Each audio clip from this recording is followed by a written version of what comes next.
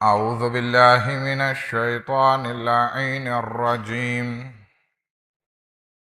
بسم الله الرحمن الرحيم. الحمد لله رب العالمين.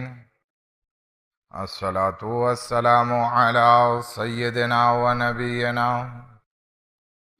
وحبيب قلوبنا وطبيب نفوسنا وشفيع ذنوبنا جد الحسن والحسين بالقاسم محمد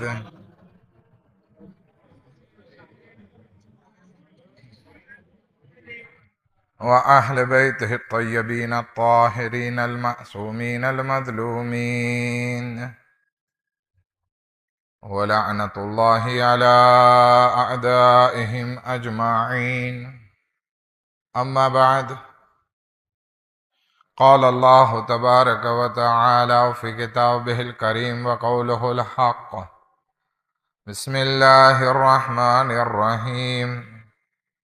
يا أيها الذين آمنوا اتقوا الله وكونوا مع الصادقين.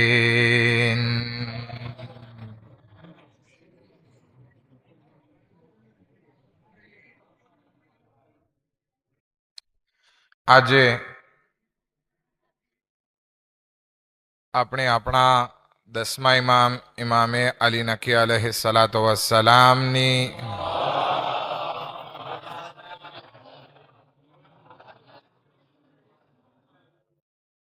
શબે વિલાદત મનાવવા અહીંયા ભેગા થયા છીએ. ઇમામને અલી નકી અલૈહિસ્સલામ કહેવામાં આવે છે કે જેમનો જન્મ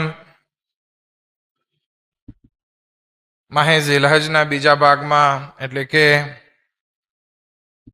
15 ઝિલહજના થયો હિજરી સન 212માં. મદીનાની બાજુમાં એક ગામ છે કે સફરમાં જાતા કે પાછા વળતી વખતે ઇમામનો જન્મ થયો. એ જગ્યાનું નામ સોરૈયા કહેવામાં આવે છે. ઇમામના પિતા વિશે આપણે બધા જાણીએ છીએ, ઇમામે મોહમ્મદ તકી અલૈહિસ્સલામ, કે એકદમ જવાન હતા.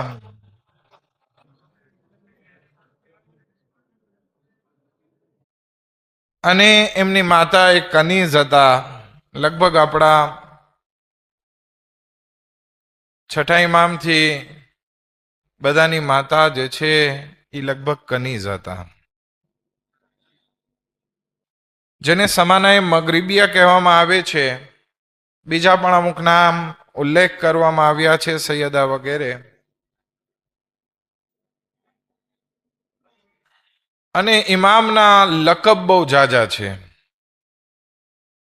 નજીબ કહે છે અથવા મુર્તુઝા કહેવામાં આવે છે. ઈરાની અને ઈરાક વચ્ચે અરબમાં હાદી લકબ બહુ વધારે મશહૂર છે. અત્યારે કે બધા ઓળખે છે તો કોણ? તો કે ઇમામે હાદી અલૈહિસ્સલામ. ઇબ્નુર રેઝા પણ કહેવામાં આવે છે. ફરઝંદે રસૂલ પણ કહેવામાં આવે છે. આલિમ, ફકીહ, ઝાહિદ, અમીન, અલ્લાહ ઉપર તવક્કુલ કરવાવાળા, એવા ઘણા બધા લકબથી ઇમામને યાદ કરવામાં આવે છે. આપણા આ એવા બીજા ઇમામ છે કે જેને બચપનમાં ઇમામત મળી. એક તો 9મા ઇમામ છે કે જેને 7 વર્ષે ઇમામત મળી, અને બીજા આપણા 10મા ઇમામ છે કે જેને 8 વર્ષે અથવા 9 વર્ષે ઇમામત નસીબ થઈ. આપણા ઇમામ અલી નકી અલૈહિસ્સલામને ઇમામતનો બહુ લાંબો ગાળો નસીબ થયો. 33 વર્ષ સુધી ઇમામે ઇમામત કરી, અને એના જમાનામાં 6 ખલીફાઓ પસાર થયા. ખેર, અલ્હમ્દુલિલ્લાહ, તમારી સમક્ષ ઇમામે અલી નકી અલૈહિસ્સલામ ઉપર બહુ ઝાઝી મજલિસ પડી નાખી છે.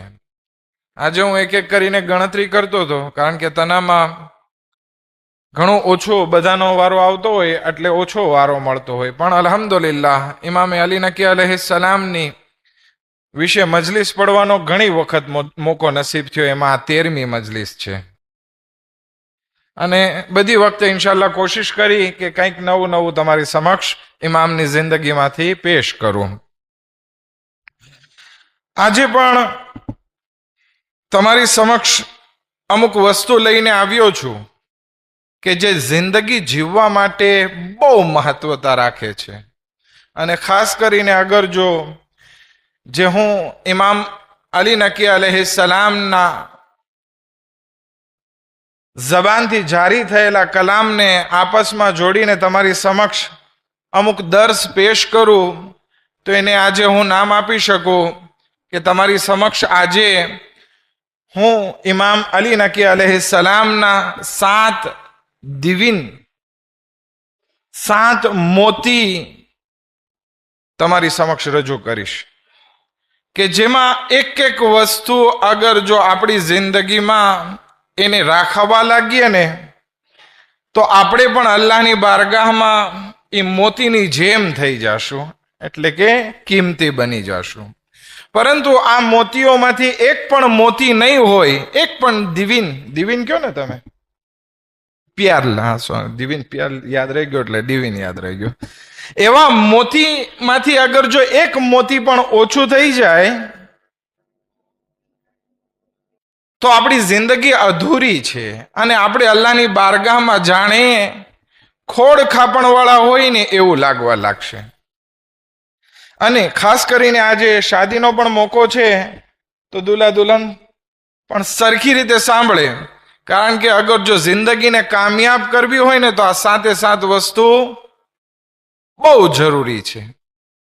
અને ઇન્સાન જ્યારે પણ આ દુનિયામાં આવે છે અને જેવો સમજણો થાય ને તો એના ઉપર સૌથી પહેલી વસ્તુ જે વાજિબ થાય છે ને એ છે અલ્લાહની ઓળખ. અને આ મોતી એવું છે કે જેમાં કોઈ જે છે એ કરકસર નથી કરવાની, બધાએ અલ્લાહની મારિફત, અલ્લાહની ઓળખાણ હાસિલ કરવાની છે. હવે આ અલ્લાહની મારિફત આટલી બધી જરૂરી છે, પરંતુ આપણે આપણા મગજથી એને વિચાર નથી કરી લેવાનો કે મારો ખુદા આવો હોવો જોઈએ. નહીં, બલકે જ્યારે આપણી અક્લ માનવા લાગે અને ખુદાવંદી આલમે આપણા ફિતરતમાં પણ રાખેલું છે કે આપણો કોઈ ખાલિક છે, તો હવે ખાલિક કેવો છે, શું છે, એને પણ સમજવો પડશે. અને એના માટે ઇમામે હાદી અલૈહિસ્સલાતુ વસ્સલામ, ઇમામે અલી નકી અલૈહિસ્સલાતુ વસ્સલામ ફરમાવે છે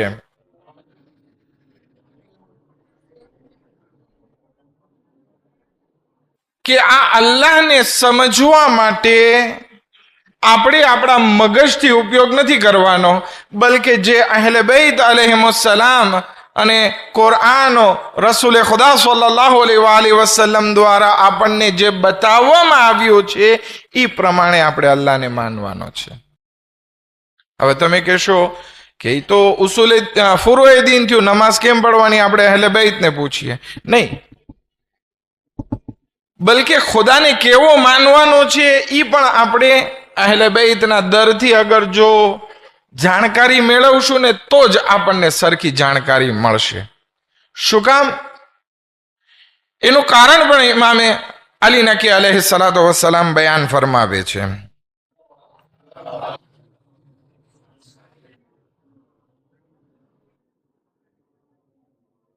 ઇમામ ફરમાવે છે ઇન્નલ્લાહ લા યુસફુ ઇલ્લા બિમા વસફ બિહી નફસહ, કે ખુદાવંદી આલમને કોઈ પણ ક્વોલિટી, કોઈ પણ સિફત તરફ મંસૂબ ના કરો સિવાય કે ખુદાવંદી આલમે પોતાની સિફત બયાન કરી હોય. હવે દાખલા તરીકે આપણે અહીંયા કોઈ આલિમ આવવાના હોય અને તમે ઓળખતા ના હોય, ફક્ત જમાતના કે અક્ષિયામના હોદ્દેદારોએ નક્કી કર્યું હોય. હવે આપણે એ વિચાર કરવા લાગીએ કે જે આલિમ આવવાના છે એ આવા હશે ને આવા હશે, તો શું થાય? પોસિબલ છે ઘણી વખત સાચું પડી જાય આપણું ને ઘણી વખત ખોટું પડી જાય. પણ હવે જ્યારે કોઈ હોદ્દેદાર આવીને કહે કે જે આલિમ આવે છે એ અહીંયા ભણેલા છે, આવા છે, તેવા છે, તો એ વાત સચોટ હશે. શું કામ? કારણ કે એમની નજદીક છે, ઓળખે છે. તો અહેલે બૈત અલૈહિસ્સલામ ખુદાને ઓળખે છે અને ઈ જે રીતે આપણને બતાવે ઈ રીતે આપણે અલ્લાહને માનવાનો છે. એના સિવાય આપણે ખુદ દોડાયો નથી થવાનો. શું કામ નથી થવાનો? એ ખુદ ઇમામે હાદી અલૈહિસ્સલામ, ઇમામે અલી નકી અલૈહિસ્સલામ ફરમાવે છે. હું અરબી નથી પડતો, લાંબી રિવાયત છે એટલે તર્જુમો કરું છું. અલ્લાહે પોતાને જે રીતે બયાન કર્યો છે કે મારી ક્વોલિટી આ છે, કુરાનમાં કહી દીધું, આપણે માની લીધું. રસૂલે ખુદા ઉપર વહી નાઝિલ થઈ, રસૂલે ખુદાએ આપણને અલ્લાહને ઓળખાવ્યો, આપણે એ રીતે માનવાનો છે, બાકી નહીં. શું કામ? કારણ કે આપણી પાસે જે 5 સેન્સ છે ને, સાંસ, બધાને ખબર છે ક્યાં ક્યાં સાંસ છે? ચાખવાનો, અડવાનો, સાંભળવાનો, જોવાનો, સૂંઘવાનો, આ 5 સાંસ છે. તો ઇમામ ફરમાવે છે કે આ 5 જે ઇન્દ્રિયો જે છે, ગુજરાતીમાં ઇન્દ્રિયો કહેવાય, આ 5 જે સાંસ છે એનાથી ખુદાને મહેસૂસ નથી કરી શકાતો. ખુદા કોઈ એવી વસ્તુ નથી કે જેને આપણે સૂંઘી શકીએ અથવા ચાખી શકીએ અથવા અડી શકીએ અથવા એને સાંભળી શકીએ અથવા જોઈ શકીએ. આવું કઈ નહીં થાય. આ 5 વસ્તુની તો મનાઈ કરી. બીજી ઇમામે આ હદીસમાં બીજી 2 વસ્તુની મનાઈ કરી. કારણ કે ખુદાવંદી આલમ આપણા ઇમેજિનેશનમાં પણ નથી આવી શકતો. આપણે ખુદાને ધારી શકીએ કે મારો ખુદા જાડો પાડો હોય, જેવી રીતે કે ઘણા હિન્દુ લોકો માને છે કે મારો ખુદા જે છે સૂંઢ વાળો હોય અથવા સિંગડા વાળો હોય. ના, નથી માની શકતા. આપણે આપણા મગજમાં એનો તસવ્વુર પણ નથી કરી શકતા. અચ્છા, ચાલો ઇમેજિન નથી કરી શકતા, દિલથી વિચાર કરી શકીએ કે મારો ખુદા આવો હોવો જોઈએ? ના, દિલથી વિચાર પણ નથી કરી શકતા કે મારો ખુદા શાયદ આવો હોય. કારણ કે ખુદાની ઝાત એવી ઇલિમિતે છે કે જે ના તો આપણા મગજમાં સમાઈ શકે, ના આપણા વિચારોમાં દાખલ થઈ શકે, ના તો 5 સાંસમાં દાખલ થઈ શકે. માટે ખુદાવંદી આલમની ઝાતને જે પણ ઇન્સાન ઓળખવા ગયો અથવા એની પાછળ શોધખોળ કરવા ગયો, એ ઇન્સાન ગુમરાહ થઈને રહેશે. નહેજુલ બલાગાનો પહેલો ખુતબો આપણે લેશું ને, ત્યાં પણ ખુદાની ઓળખાણ કંઈક અલગ રીતે કરી છે. જ્યાં પણ વાત કરી છે ત્યાં એની કાલિતેથી વાત કરી. ખુદાવંદી આલમ રહીમ છે, ગફૂર છે, જવાદ છે, અથવા અઝાબ કરવા વાળો છે, જબ્બાર છે, કુદરત રાખવા વાળો છે, કેટલી બધી સિફાતની વાત કરી, પણ ક્યાંય ઝાતની વાત નથી કરી. શું કામ? કારણ કે અલ્લાહની ઝાત અને એની સિફાત એક જ વસ્તુ છે. ખૈર, ઇમામ અલી અલૈહિસ્સલામ આ હદીસમાં બયાન કરે છે કે સૌથી પહેલું જે છે ખુદાને એવી રીતે ઓળખવો જોઈએ, માનવો જોઈએ, એની મારિફત એવી હોવી જોઈએ કે જેવી ખુદાવંદી આલમે પોતાની કાલિતે બયાન કરી છે. અને એને આ 5 સેન્સ કે પછી ઇમેજિને અથવા તો દિલના વિચાર, આ કોઈ રીતે ખુદાને માનવાનો નથી, બલકે ખુદાએ જે સિફતો બયાન કરી છે એ પ્રમાણે ચાલવાનું છે. કારણ કે ખુદા એવો છે કે જેને આંખો જોઈ નથી શકતી અથવા તો આપણી આંખોમાં એ સમાઈ નથી શકતો. એ એવો છે કે જે નજીક હોવા છતાં દૂર છે, દૂર હોવા છતાં નજદીક છે. તેણે કેવી રીતે આ ખિલકતને બનાવી એનો સવાલ તો થઈ શકશે, પરંતુ ખુદાને કોણે બનાવ્યો એ સવાલ પૂછવો જ ખોટી વાત છે. કારણ કે ખુદા પોતે એવી ઝાત છે કે જેને કોઈ બનાવનાર નથી. એણે જ બધી જગ્યા બનાવી છે, પરંતુ એની માટે કોઈ મકાન નથી. કારણ કે ખુદા ઇલિમિતે છે. એ એવો એકલો છે કે જ્યાં બીજાનો તસવ્વુર પણ શક્ય ના હોય. આપણે એમ કહીએ એક તો પછી 2 નથી એટલે 1 નહીં. એવો એકલો કે જ્યાં બીજાનો તસવ્વુર ના થઈ શકે. આ પરવરદિગારની ઝાત છે અને એની જલાલત, અઝમત ખૂબ જ મહાન છે અને એના નામો પાક અને પાકીઝા છે. જ્યારે ઇન્સાન પાસે આ મારિફત આવી જાય, પોતાના ખુદાને આ રીતે ઓળખવા લાગે, તો પછી એની નજરમાં ખુદાની મહાનતા વધી જશે. પરંતુ અગર જો આ બધા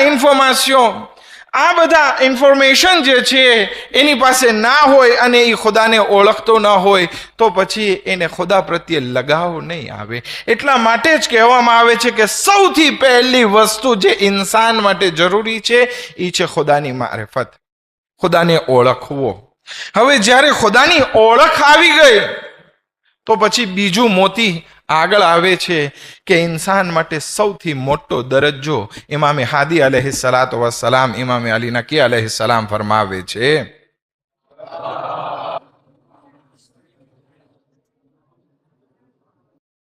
કે એના માટે સૌથી મોટો દરજ્જો ઇન્સાનનો ઈ છે કે ઈ અલ્લાહની બંદગી કરે.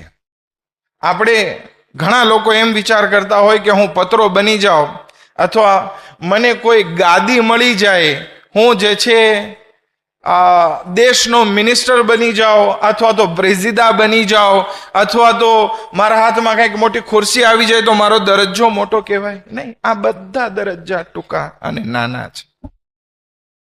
સૌથી મોટો દરજ્જો ઇન્સાનનો અગર કાંઈ હોય તો એ શું છે કે અલ્લાહનો આબ્દ બને. રસૂલે ખુદા પાસે જાત જાતની ચાવીઓ લાવવામાં આવી. જિબ્રાઈલ આવીને કહે છે કે આ ખજાનાની ચાવીઓ છે, તમે લઈ લ્યો. તો કે બીજો કાંઈ ઓપ્શન છે? તો કે હા. શું છે?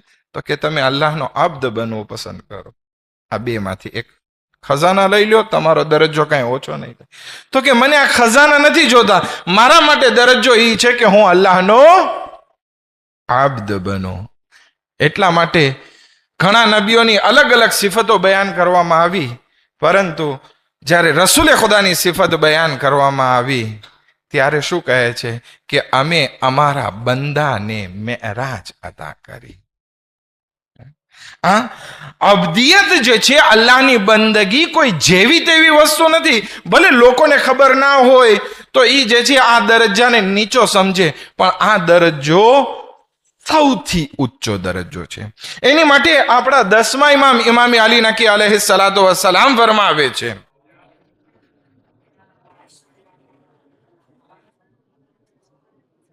જે કોઈ મનિત્તકલ્લાહ યુત્તકા, જે કોઈ અલ્લાહથી ડરતો હોય છે ને, આખી દુનિયા એ ઇન્સાનથી ડરતી હોય છે.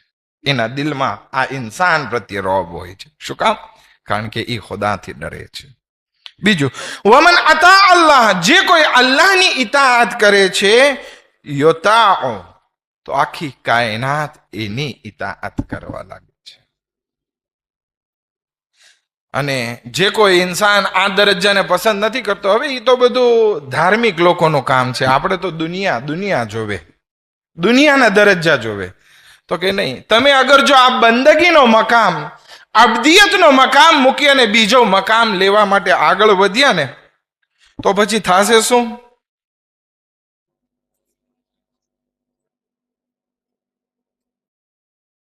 કે તમે આ બંદગીને છોડી દીધી, પછી દરની ઠોકરો ખાવી પડશે. ઇમામ ફરમાવે છે કે જે કોઈ ખાલિકની ઇતાઅત કરે છે તો પછી એને પરવા નથી કે મખલુકો શું કરે છે, એની તરફ કેવો નજરિયો રાખે છે, કંઈ પરવા નથી હોતી.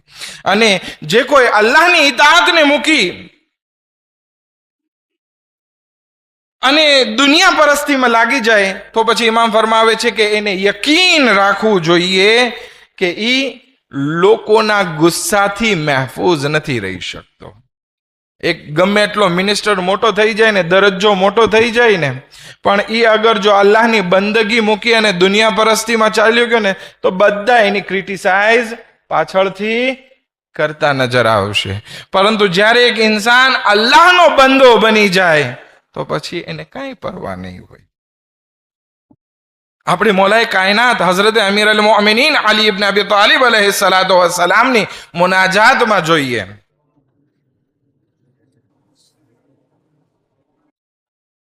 બહુ સરસ મજાની વાત કરી. ખુદાવંદી આલમની બારગાહમાં મુનાજાત કરતા ફરમાવે છે, ઇલાહી, અય મારા પરવરદિગાર, કફા બી ઇઝ્ઝન અન અકૂન લકા અબદા, ખુદાએ મારી માટે એક મોટી ઇજ્જતની વાત છે કે હું તારો બંદો છું. વકફા બી ફખરન, અને મારી માટે ઇફ્તખારની વાત છે, અન તકૂન લી રબ્બન, કે તું મારો પરવરદિગાર.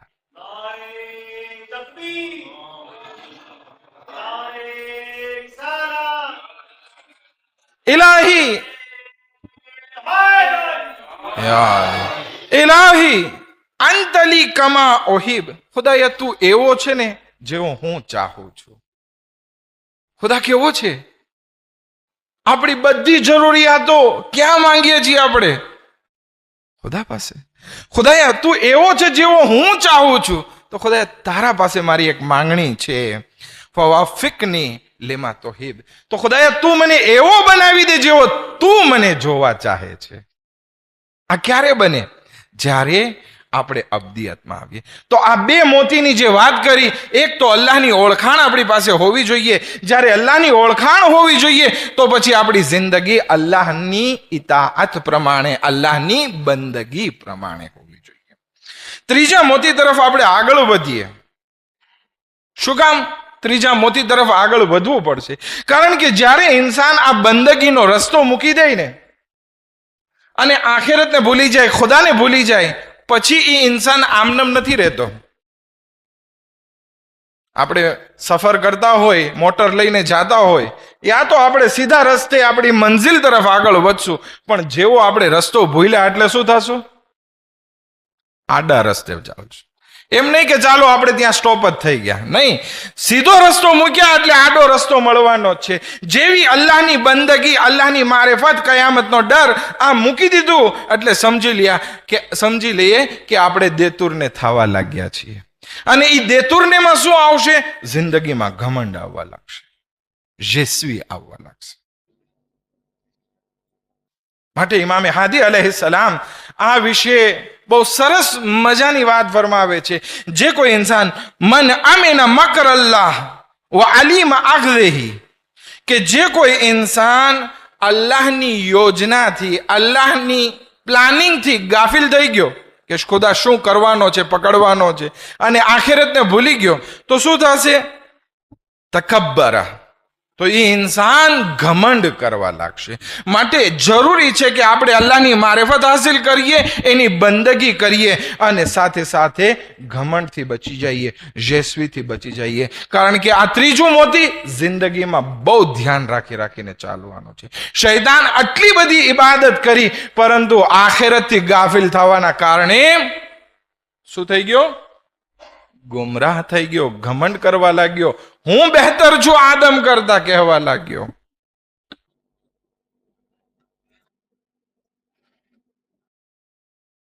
પરંતુ એની સામે જે કોઈ ઇન્સાન અલ્લાહના હુકમો પ્રમાણે ચાલે છે, તો પછી એની માટે આ જીવન, ઇમામ હાદી અલૈહિસ્સલામની હદીસ છે કે જે કોઈ ઇન્સાન અલ્લાહની મારિફત સાથે એની બંદગીમાં આવી જાય છે, તો પછી એની પાસે તકબ્બુર નથી આવતો. અને જ્યારે તકબ્બુર નથી આવતું તો એની લાઈફ બહુ ફાસિલ બની જાય છે. અગર જો આપણે ઘરવાસના ઝઘડાઓને જોઈએ ને, તો એમાં સૌથી વધારે જે પ્રોબ્લેમ, 90% જે પ્રોબ્લેમ હોય છે એ શું છે? ઈગોના પ્રોબ્લેમ હોય છે. એ કેમ મારા સામે આમ બોલ્યો ને કેમ આમ કર્યું. તો જિંદગીમાં ઘમંડ ના આવે તો પછી એની લાઈફ બહુ ફાસિલ બની જાય છે. પછી ભલે ગમે એટલી મુશ્કેલાત આવે એના ઉપર, ઘમંડ નહીં હોય તો એને ટુકડા કરી દેવામાં આવે, કાપી નાખવામાં આવે, વેરવિખેર કરી દેવામાં આવે ને, તો પણ એ બધી વસ્તુ એના માટે સરળ અને આસાન હશે. આ 3 મોતી બયાન કર્યા. પરંતુ હવે આ અલ્લાહની મારિફત છે કે પછી એની બંદગીમાં આવવું છે કે પછી તકબ્બુરથી બચવું છે, ઘમંડથી બચવું છે, એ આમનમ નથી થવાનું. બલકે એના માટે જરૂરી છે કે ઇન્સાન ઇલ્મ હાસિલ કરે. બાકી અગર જો ઇલ્મ હાસિલ નહીં કરે તો પછી ખુદાએ જે વસ્તુ હલાલ કરી હશે એને આ ઇન્સાન હરામ સમજવા લાગશે, જે હરામ કરી હશે એની તરફ આગળ વધવા લાગશે. માટે ઇમામે હાદી અલૈહિસ્સલામ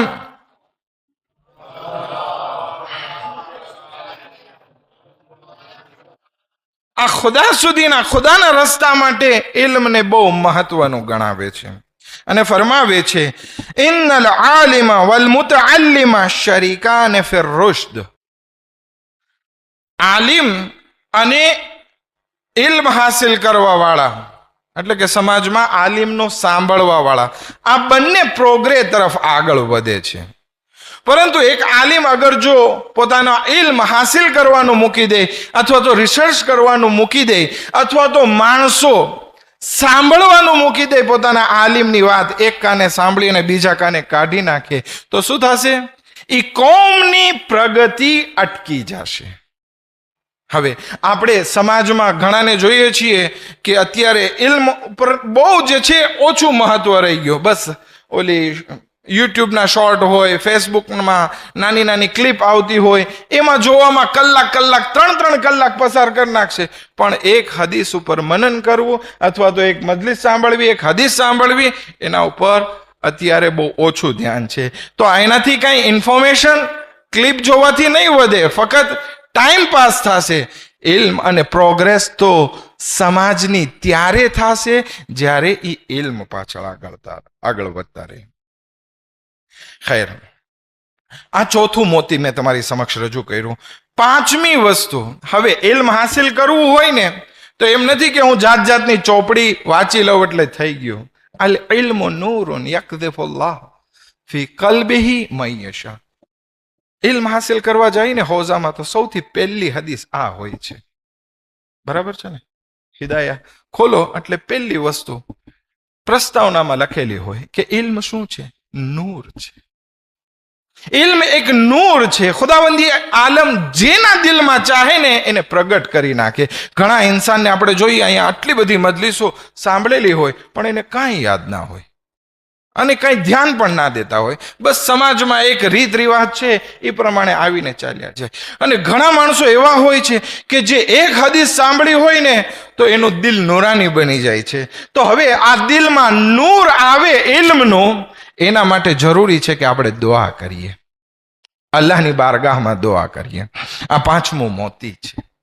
દુઆ વગર જે છે ખુદાવંદી આલમથી આપણે ઇલ્મ મેળવી શકતા નથી કે જે હકીકી ઇલ્મ છે. નોલેજ વસ્તુ અલગ છે, ઇલ્મ વસ્તુ અલગ છે. નૂરાનિયત લાવે છે.